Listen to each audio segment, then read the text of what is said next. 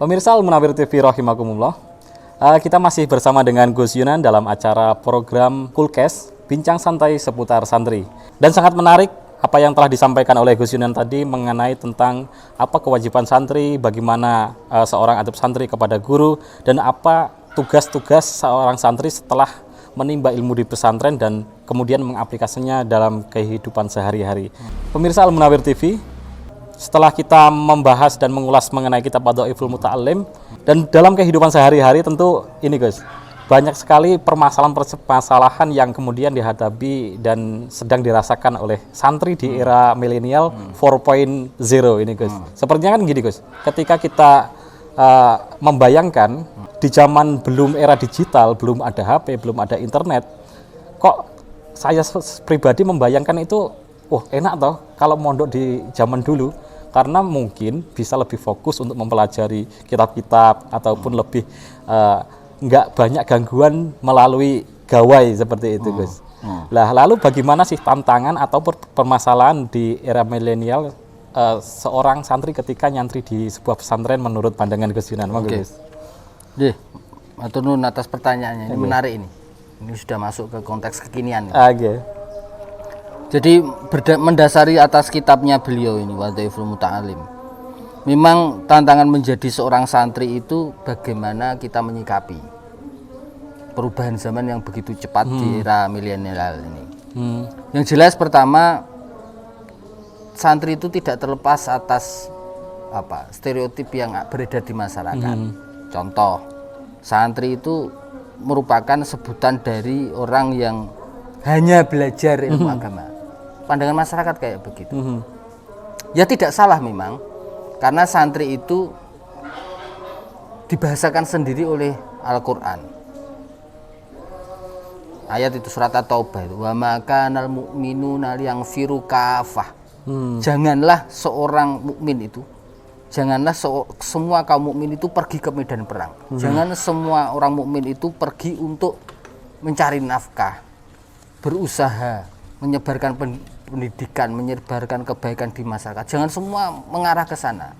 Falaula nafaru min kulli firqatin minhum ta'ifah liyatafaqahu fiddin. Mbok yo bahasa Quran. Mbok yo ada semacam kelompok orang itu liyatafaqahu fiddin, untuk belajar ilmu agama. Tafaqahu fiddin, liyatafaqahu fiddin. Nah, ini santri sendiri oleh Al-Quran itu sebenarnya sudah dibahasakan. Ta'ifatun liyatafaqahu fiddin.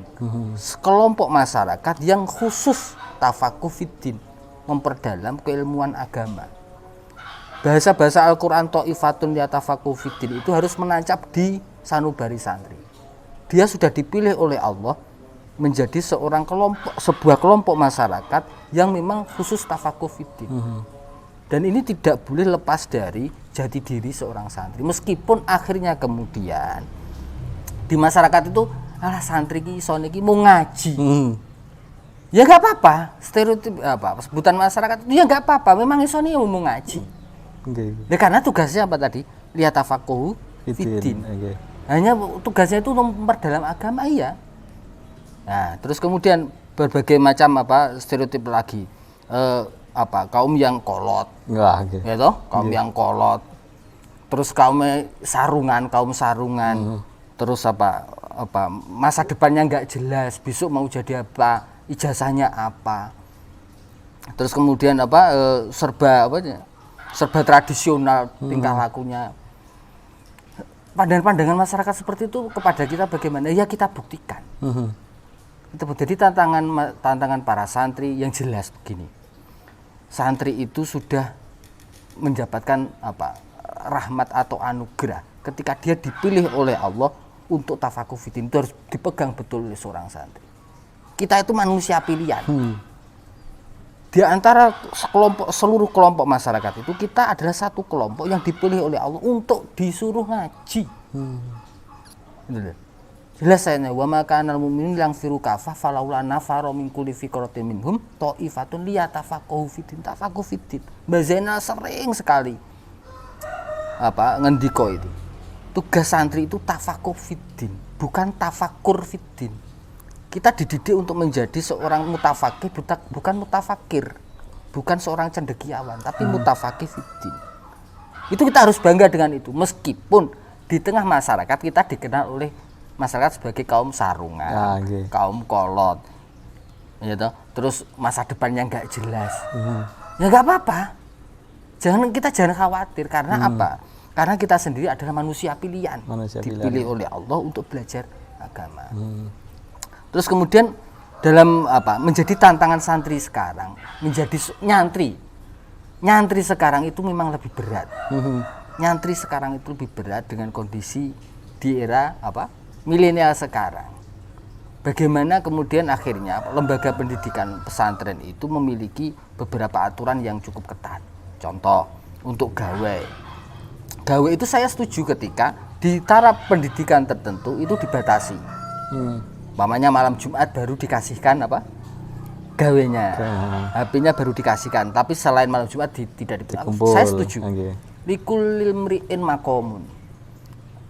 Ada slogan seperti itu, likulil mri'in maqamun. Setiap person itu memiliki makom, memiliki derajat sendiri. Ketika santri itu masih dalam taraf ibtida atau sanawiyah, atau masih dalam pendidikannya itu masih pendidikan agamanya masih rendah, saya setuju ketika ada pembatasan itu. Untuk apa? Supaya dia fokus tadi, Tetapi ketika dia sudah masuk ke tataran ulya, sudah ma'at ali, sudah keilmuannya sudah cukup mapan di dalam sanubari, itu sekarang malah kudet. Kurang update ya. Nah, justru tantangannya santri bagaimana mengkondisikan perkembangan ini sebagai media dakwah. Kita tonjolkan jati diri sebagai seorang santri, bahwa kita tidak hanya kaum sarungan, pikiran kita tidak kolot. Justru stereotip seperti itu kita jadikan amunisi untuk membuktikan ke masyarakat bahwa kita itu adalah manusia-manusia yang kemudian bisa menyejukkan negara ini. Bagaimana kontribusi kita untuk negara, bagaimana kita menyebarkan Islam yang ramah, bagaimana kita menjauhkan membumikan Islam yang toleran, kemanusiaan. Gitu loh. Mengapa kita kok percaya diri seperti itu? Karena keilmuan kita, referensi kita lebih luas. Referensi yang kita dalami di pesantren itu lebih luas.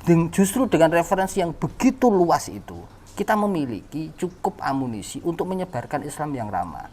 Kita cukup memiliki amunisi untuk menyebarkan Islam yang ramah, toleran, menjunjung tinggi kemanusiaan, menjunjung tinggi peradaban. Malah justru sebenarnya kita memiliki kans untuk maju, tampil dalam mempertahankan negara bangsa ini. Malah justru tantangan kita ketika kita beri simbol kaum sarung, ya nggak apa-apa. Yang penting kan dalamnya itu loh, bukan dalamnya sarung tapi dalamnya hati. Bagaimana pikiran kita menjawantahkan referensi yang begitu luas. Kita boleh menjadi seorang dokter, kita boleh menjadi seorang insinyur, kita boleh menjadi seorang tentara, kita boleh menjadi seorang polisi. Tapi sanubari kita adalah sanubari santri yang di dalamnya memiliki referensi yang begitu kuat tentang pemahaman keagamaan. Gitu loh. Bahkan sekarang bagaimana santri itu menggunakan media sosial untuk ketika saya ditanya bagaimana hukum seorang santri untuk menggunakan media dakwah, hukumnya wajib sekarang itu. Wajib bermedsos, tapi untuk menyebarkan Islam yang ramah dan toleran. Jangan khawatir, kita itu memiliki referensi yang lebih banyak dibandingkan kaum penyebar hoax. Kita memiliki referensi yang lebih luas. Nah, bahasa saya itu sejak kecil itu kita disuruh ngaji, bacaan kita lebih banyak. Gitu loh. Dengan pemahaman yang begitu luas akan memunculkan pemahaman yang luas pula. Dengan pemahaman yang luas akhirnya bisa mendinginkan suasana, bisa menyejahterakan masyarakat dengan pikiran-pikiran santri. Santri itu jati diri. Keluarnya dia boleh menjadi seorang insinyur, boleh menjadi seorang tentara, tapi jati dirinya santri. Gitu loh. Jadi jangan khawatir, berbagai simbolisasi masyarakat yang negatif gak masalah. Tapi kita munculkan ke depan bahwa santri milenial itu adalah santri yang memiliki sanubari santri yang mampu maju ke depan untuk memimpin negara ini menjadi subjek pembangunan. Pemirsa Al-Munawir TV, jadi sangat menarik sekali apa yang disampaikan oleh Gus Yunan tadi mengenai bagaimana sih seorang santri itu menjadi subjek sebagai seseorang yang lebih banyak berperan di masyarakat dan menggunakan media sosial sebagai media dakwah di era sekarang, apalagi sekarang kan tantangannya lebih banyak dan lebih luas lagi. Jadi seorang santri harus aktif untuk bermedia sosial dengan menggunakan jalan dakwah begitu kira-kira. Kemudian bagaimana sebetulnya untuk dakwah sendiri melalui media sosial? Tapi jangan kemana-mana pemirsa Al-Munawir TV. Setelah yang satu ini kita akan mendengar langsung jawaban dari Gus Yunan mengenai santri di era milenial.